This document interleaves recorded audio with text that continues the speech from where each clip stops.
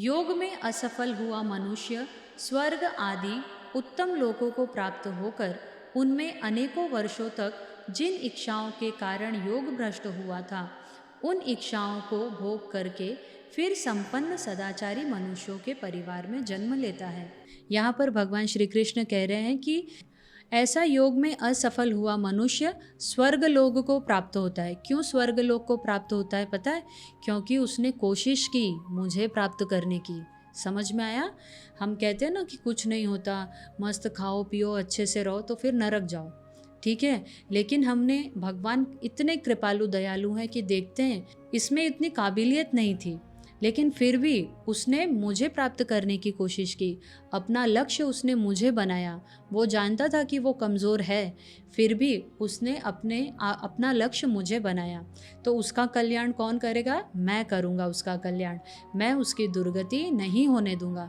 तो भगवान क्या करते हैं कि जैसे योग करते समय उस मनुष्य के मन में सांसारिक फिर से भोग उत्पन्न हो गए और उसी बीच उसकी मृत्यु हो जाती है।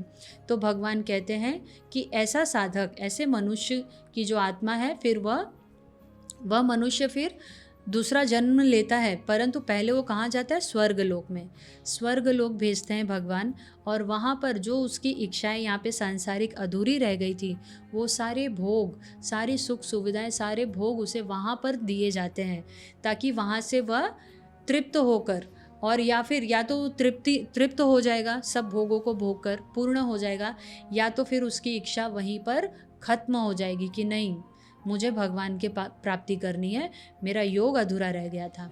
वो स्मृति भगवान देते हैं, और फिर वहाँ से वह फिर पृथ्वी लोक पर उसका जन्म होता है, और ऐसे अच्छे घर में जन्म होगा जहाँ पर पूजा पाठ भजन कीर्तन, मतलब एक भक्ति वाले माहौल में, परिवार में उस मनुष्य का जन्म फिर से होता है, और फिर इस जन्म में वह भजन करके भगवान को प्राप्त होता है।